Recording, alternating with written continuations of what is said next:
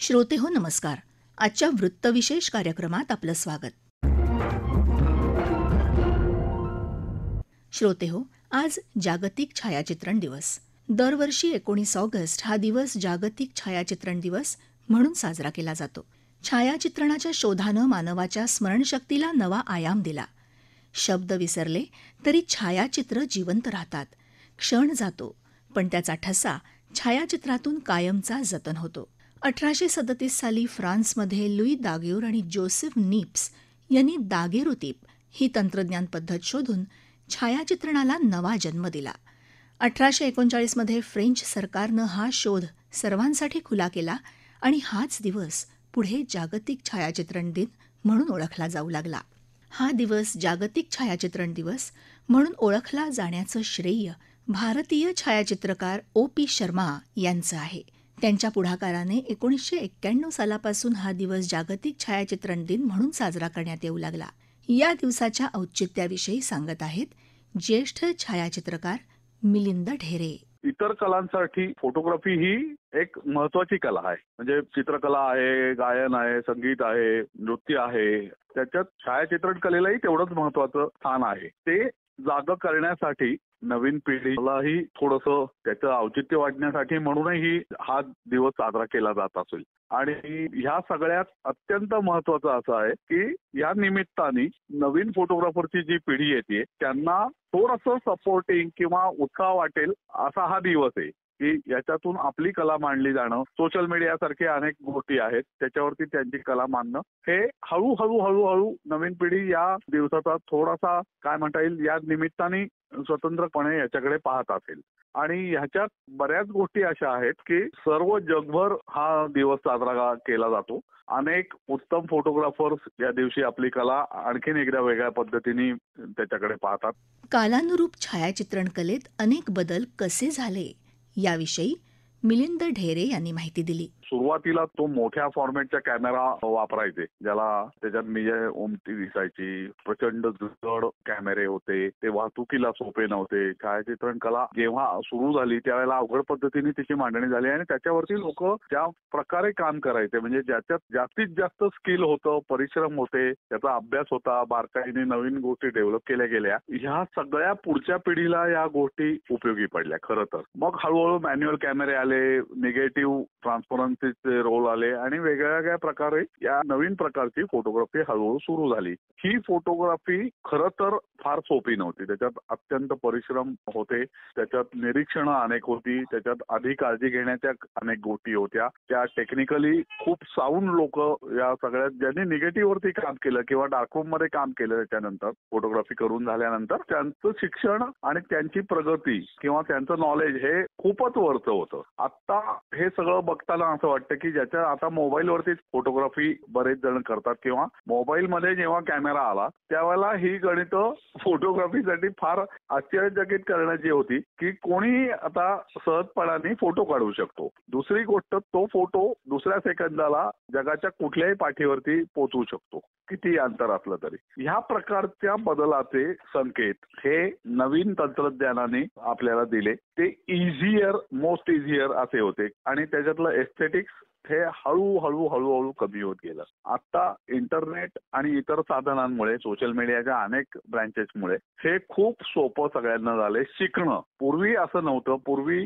अनेक लोक अनेक मोठ्या फोटोग्राफरकडे उमेदवारी करून नवीन फोटोग्राफर्स तयार होत होते. त्या गुरूंनी दिलेलं शिक्षण महत्वाचं मानून त्याच्यावरती स्वतःचे काही नवीन ऍडिशन्स करून ती सर्व नवीन पिढी तयार झाली. म्हणजे माझ्या पिढीचे जे फोटोग्राफर्स आहेत ज्यांनी 30-35 वर्ष 40 वर्ष काम केलंय आतापर्यंत त्या पिढीतल्या सर्व फोटोग्राफर्सना हे माहिती आहे की आधीच्या फोटोग्राफर्सनी काय परिश्रम घेऊन काम केलं. त्यांनी किती बारकाव्याने शोध लावले. नवीन साधनं नव्हती ती त्याची साधनं त्याच्याऐवजी दुसऱ्या गोष्टी करणं आणि त्यांनी उत्तम रिझल्ट मिळवणं हे फार सोपं नव्हतं. निगेटिव्ह वरती तर निगेटिव्ह प्रोसेस किंवा ट्रान्सपरन्सी प्रोसेसहून आल्यानंतरच कळायचं की अरे यात अशी गडबड झाली मग परत रिशूट करा काही वेळेला असंही झालेलं आहे. आता इमिजिएट तुम्हाला इमेजेस दिसतात.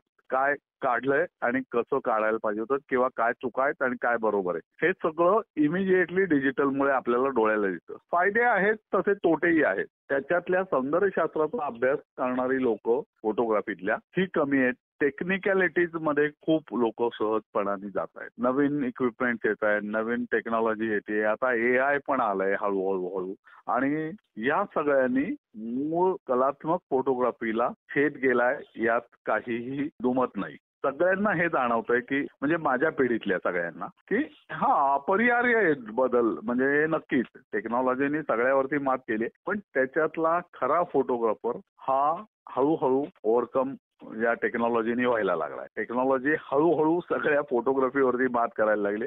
अजून चित्रकला किंवा इतर कलांमध्ये याचा तसा वापर कम्पॅरेटिव्हली कमी आहे. म्हणजे तुलनात्मकरित्या फोटोग्राफीवरती जास्ती झालेला आहे हा परिणाम. छायाचित्रण कला ही जर होती ती आता खूप सोप्या लेवलला येऊन पोहोचलेली आहे आणि सर्व त्याचे दूरगामी विचार करताना त्याच्यातला उत्तम कलेचा भाग किंवा उत्तम चित्र मांडणीचा भाग हा कम्पॅरेटिव्हली थोडा कमी होऊन चांगल्या फोटोग्राफर्सना फक्त याची जाणीव आहे की जे खूप परिश्रम घेऊन ओरिजिनल इमेज चांगली मिळवण्याचा प्रयत्न करतात. आजही मला असं वाटतं की ह्या प्रकारचं काम करणारी लोक स्वतःचं वेगळेपण आजही सिद्ध करतात. छायाचित्रण कलेच्या भवितव्याविषयी सांगताना मिलिंद ढेरे म्हणाले, जी फोटोग्राफर्स काम करतात ते अजूनही त्यांच्या पद्धतीने म्हणजे माझ्यासारखा फोटोग्राफर अजूनही चांगले फोटो मिळवण्यासाठी आता मी ट्रॅव्हल फोटोग्राफी खूप सारी करतो किंवा इंडस्ट्रियलही खूप सारं करतो. तर ट्रॅव्हल फोटोग्राफीसाठी निरनिराळ्या ठिकाणी जाऊन विशिष्ट वेळेला जाऊन फोटोग्राफी करणं त्या विशिष्ट भागाची हे अजूनही मला स्वतःला आनंद देतं. पण टेक्नॉलॉजी इतकी पुढे गेलेली आहे की तुम्ही आत्ताच तुम्हाला ग्रँड कॅनियनचा फोटो पाहिजे किंवा विशाळगडाचा फोटो पाहिजे तर AI थ्रू तो इमिजिएटली मिळू शकतो. तुम्हाला फार तडतड करावी लागणार नाही त्यासाठी. त्यामुळे मला स्वतःला असं वाटतं की ज्यांनी कला म्हणून फोटोग्राफीकडे बघितले त्यांनी स्वतः काम करत राहणं चांगल्या फोटोग्राफीसाठी आणि शेवटच्या टप्प्यात तुम्ही टेक्नॉलॉजीचा आधार घ्या. पण सुरुवातीला तरी काही झालं तरी स्वतः चांगलं काम करण्यासाठी प्रयत्न करा. हळूहळू टेक्नॉलॉजी ही मात करणार चांगल्या म्हणजे फोटोग्राफी सारख्या कलेवरती असं माझं प्रामाणिक मत आहे. श्रोते हो, वन्यजीवनाचं छायाचित्रण हा छायाचित्रण कलेचा महत्वाचा प्रकार. प्रचंड चिकाटी आणि संयमाची मागणी करणारा हा प्रकार दिवसेंदिवस लोकप्रिय होतोय. वन्यजीवन छायाचित्रणात होत गेलेल्या बदलांविषयी सांगत आहेत वन्यजीव छायाचित्रणकार रघुनंदन कुलकर्णी. तर मी वाईल्ड लाईफ फोटोग्राफीला सुरुवात केली ती 1995 मध्ये आणि त्यावेळेला कसं होतं की त्यावेळेला मॅन्युअल कॅमेरे होते त्यामुळे कुठलाही फोटो घेतल्यानंतर तो कसा आलाय हे समजायचं नाही. त्यामुळे एक्सपेरिमेंट करत करत शिकायची वेळ होती. त्याच्यानंतर मग खूप नंतर म्हणजे 2000 साली वगैरे डिजिटल कॅमेरे लॉन्च व्हायला सुरू 2000 सुद्धा नंतर 2002 मध्ये माझ्याकडे पहिला डिजिटल कॅमेरा मी घेतला होता. त्यावेळेला असं लक्षात आलं की अरे हो आता आपण कितीही फोटो काढू शकतो किंवा आता लिमिट नाहीये. सो टेक्नॉलॉजी ही वाढत जशी जशी जाईल तशी तशी फोटोग्राफीमध्ये क्रांती ही होत गेली आपल्याकडे आणि आता आपण बघतोय की नुसतं ते नाही तर एक प्लॅटफॉर्म पण मिळायला लागला. म्हणजे पूर्वी कसं होतं पूर्वी जर समजा मी फोटो काढले तर मला ते प्रिंट करून लोकांना दाखवून म्हणजे बोलवून दाखवायला लागायचं म्हणजे थोडक्यात एक्झिबिशन्स करायला लागायची तर माझी कला ही लोकांपर्यंत पोहोचत होती. पण आता अशी परिस्थिती आहे की तुम्हाला त्याची गरज नाही. तुम्ही इंस्टाग्रामवरती अकाउंट ओपन केलं आणि त्याच्यावरती तुम्ही तुमची कला प्रस्तुत केली तर सगळं जग ते बघू शकतं. तर मला वाटतं हे खूप नवीन एक टेक्नॉलॉजीमुळे एक चांगली ह्याला एक पातळी मिळालेली आहे स्तर मिळाला आहे फोटोग्राफीला की जिथे आज म्हणजे आता आपण वर्ल्ड फोटोग्राफी डेच्या निमित्ताने बोलतोय तर जगामधून सगळे फोटोग्राफर्स एकमेकांशी ह्या इंस्टाग्राम किंवा ह्या फोटोग्राफी कम्युनिटीज थ्रू आता एकत्र येऊ शकतात. पूर्वी ते होणं थोडं अवघड होतं. तर मला वाटतं टेक्नॉलॉजीचा खूप महत्वाचा रोल ह्या सगळ्यामध्ये आहे हे निश्चित आहे. श्रोते हो, वन्यजीवनाचं छायाचित्रण करू इच्छिणाऱ्यांनी कोणत्या गोष्टींचं भान ठेवायला हवं याविषयी रघुनंदन कुलकर्णी यांनी माहिती दिली. तर मी being a wildlife photographer असं म्हणेन की फोटोग्राफीमध्ये असं असतं की आता जे नवीन असतात म्हणजे हे माझ्या बाबतीत पण घडलंय की सुरुवातीला तुम्हाला पहिले स्टार स्पीशीजची फोटो काढण्याचा खूप आवड असते. म्हणजे वाघांचे फोटो काढायला सगळ्यांना आवडतात. ते सुद्धा असं समोर नेणारा किंवा हंटिंग करणारा, अशा ड्रीम इमेजेस लोकांच्या तयार झालेले असतात. पण मग जसं जसं तुम्ही फोटोग्राफीमध्ये जास्त वेळ घालवता किंवा जास्त फोटो काढायला लागता, तसतसं तुमची फोटोग्राफीची टेस्ट इव्हॉल्व्ह होते. म्हणजे तुमचा स्वतःचीच आवड निवड किंवा स्वतःचाच दृष्टिकोन हा इव्हॉल्व्ह व्हायला लागतो त्याच्यामध्ये. मग तुम्हाला लक्षात येतं, अरे नाही, ह्याच्यापेक्षा मग दुसरं आता काहीतरी आपण बघूयात, मग अजून काहीतरी बघूया.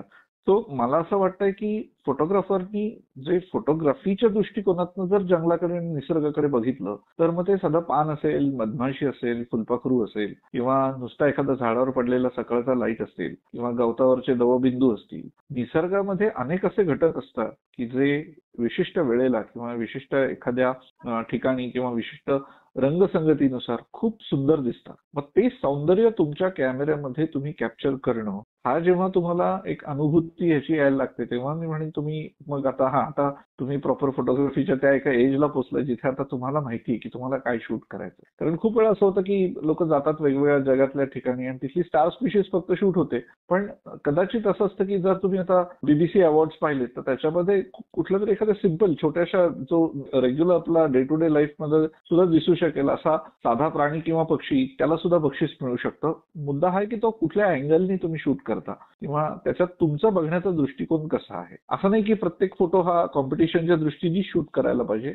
माझं म्हणणं आहे की फोटोग्राफी हा एक छंद आहे, म्हणजे ही एक कला आहे आणि मुळात ती कला स्वतःला आनंद देण्यासाठी पहिल्यांदा आपण पाहिली पाहिजे. जेव्हा तुम्हाला स्वतःला त्यातनं आनंद मिळायला लागेल तेव्हा मग तुम्ही त्याच कलेचा तुम्ही जेव्हा विस्तार कराल किंवा त्याच्यात अजून तुम्ही खोलात जाल, मग तुम्हाला लक्षात येईल की अरे मग इतरांना पण आपली फोटोग्राफी आवडायला लागलेली. असं ते हळूहळू त्याच्यामध्ये इव्होल्युशन होत राहतं.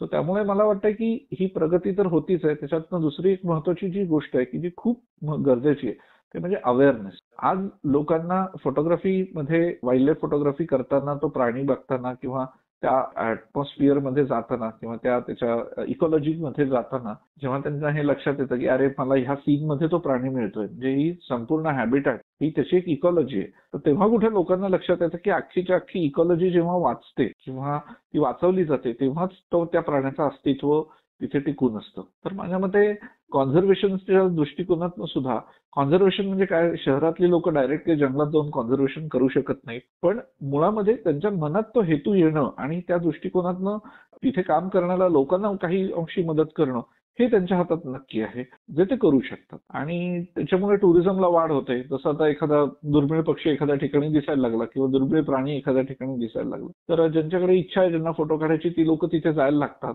तिथे त्यांच्या जाण्यामुळे तिथल्या आजूबाजूच्या लोकांना थोडा रोजगार मिळायला लागतो. तर जो कधी पूर्वी मिळत नव्हता तो आता मिळायला लागतो त्यांना.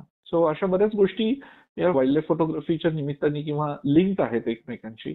श्रोते हो, डिजिटल क्रांतीनं छायाचित्रणाला प्रयोगशाळांमधून थेट आपल्या खिशात आणून ठेवलंय. मोबाईल कॅमेऱ्यांमुळे प्रत्येक क्षण टिपता येतो. तरीही व्यावसायिक छायाचित्रणाची कला, योग्य प्रकाशयोजना, दृष्टिकोन आणि विषयाची समज याला आजही प्रचंड महत्त्व आहे. कारण छायाचित्र ही कॅमेऱ्यात बंदिस्त केलेली स्मृती असते.